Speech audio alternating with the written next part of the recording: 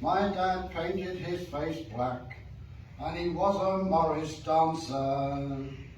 Dad wore bells and he waved hankies, and he was an English country prancer.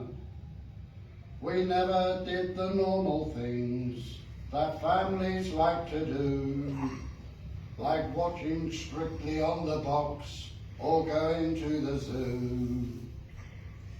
We never went to the cinema for a treat, but instead we drove to the Rochester Sweeps Festival with Uncle Fred.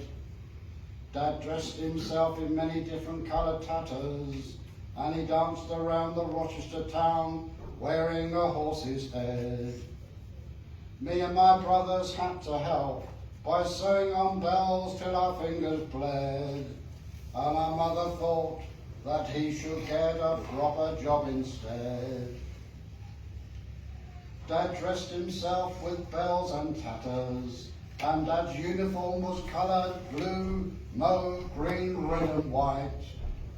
Dad used to write his own Morris dances, and he trained for hours every night.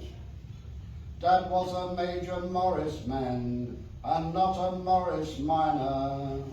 We thought some of his Morris dances were very stupid, but he thought they were nothing finer.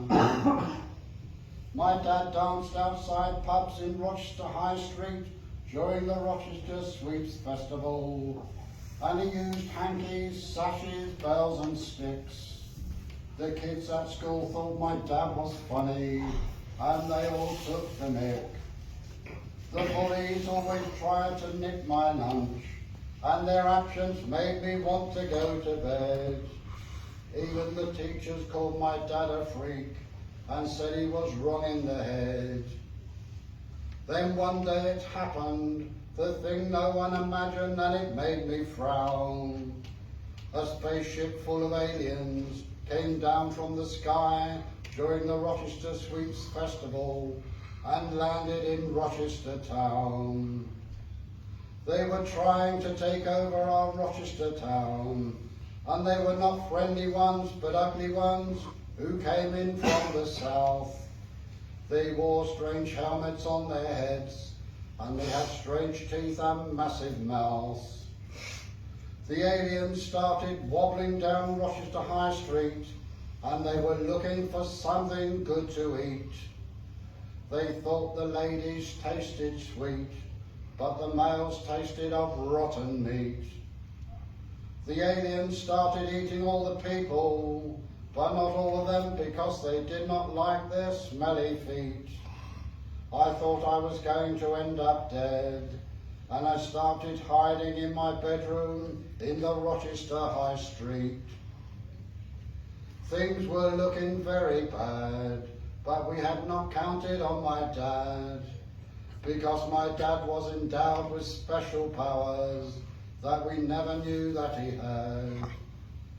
My dad put on his horse's head and carried his Morris sticks, and with bells ringing on his legs, dressed in his coloured tatters to Rochester High Street, he headed out.